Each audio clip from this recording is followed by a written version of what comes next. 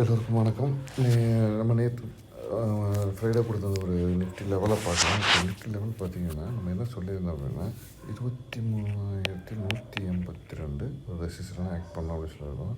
23,182 கிட்ட வரல, பட்டு அதோட ரேஞ்சுக்கு வந்திருக்குது. அதே மாதிரி சப்போர்ட்டுன்னு நீங்கள் பார்த்தீங்கன்னா 22,732.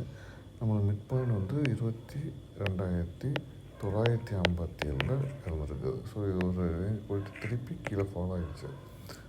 200 இஎம்ஐ சப்போர்ட் எடுத்திருக்காங்க. பட் இந்த ரேஞ்சு தான் இதில் நம்ம பார்க்க வேண்டியது. இந்த ரேஞ்சுக்குள்ளே தான் நீங்கள் சுற்றி இருக்குது. ஓகேங்களா?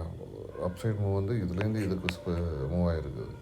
ஸோ நமக்கு வந்து சி சைடில் ஒரு ப்ராஃபிட் இருக்குது. அது இப்போ நம்ம ரெசிஸ்டன்ஸை இது ஆக்ட் ஆனதால் அங்கேருந்து திருப்பி இது ஃபாலோ ஆகிருக்கு கீழே. இங்கே 22,752 வந்து ஃபாலோ பண்ணி எடுத்துருக்குது.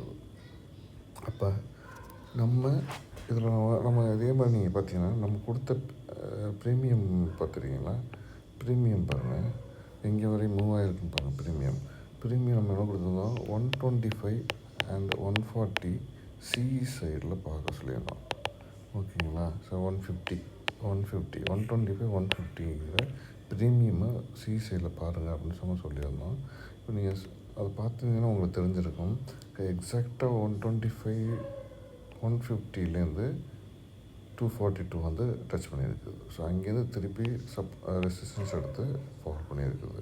அப்போ 125 to 150 இது வந்து நம்ம பார்க்க சொல்லியிருந்தோம். ஸோ இங்கே கரெக்டாக வந்து அதை எடுத்துகிட்டு போகுது. இந்த ரேஞ்சுக்குள்ளே நம்ம வாங்கியிருந்தீங்கன்னா இந்த ரேஞ்சுக்குள்ளே வாங்கியிருந்தால் நமக்கு வந்து நல்ல ப்ராஃபிட் கிடச்சிருக்குது அப்படிங்கிறது தான் இதனுடைய இந்த சி சைடில் நமக்கு கிடச்ச ப்ராஃபிட்டு. ஓகேங்களா? அதே மாதிரி பி சைடில் பாருங்கள். பி சைடில் இப்போ நம்ம வந்து பி சைடில் நம்மளுடைய ரெசிஸ்டன்ஸ் என்ன கொடுத்தோம்னா 23,182. அப்போ 23,150யோட பிஇ என்னவோ ஆக்ட் ஆகிருப்பாருங்க. கரெக்டாக 125 150 ரேஞ்சில் இதோட சப்போர்ட் பையிங் கொடுத்து இங்கே 242 வரையும் ஏறி இருக்குது.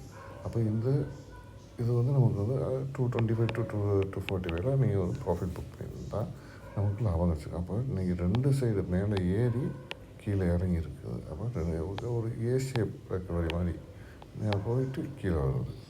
ஓகேங்களா? இப்போ ரெண்டு சைடு நமக்கு லாபம் தான் இன்றைக்கி. இது முக்கியமான விஷயம். நான் வந்து செபி ரிஜிஸ்டர் அட்வைசர் கிடையாது. இது நம்ம பேப்பர் ட்ரேடிங் தான் பண்ணியிருக்கோம். இந்த பேப்பர் ட்ரேடிங்கில் நம்ம கொடுத்த லெவல் படி அதில் ஒர்க் ஆகியிருக்கா இல்லையா அப்படிங்கிறத பார்த்துருக்கோம். அந்த ஸ்ட்ரைக் லெவலில் செக் பண்ணி பார்க்குறோம் எப்படி மூவ் ஆகிருக்கு அப்படிங்கிறது படி. ஓகேங்களா?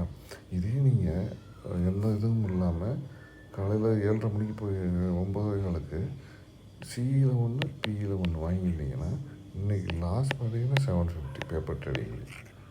பட்டு கரெக்டான சி என்ட்ரி கரெக்டான பிஇ என்ட்ரி எடுத்திருந்தால் நீங்கள் வந்து ஹியூஜ் ப்ராஃபிட்டும் உங்களுக்கு கிடச்சிருக்கலாம்.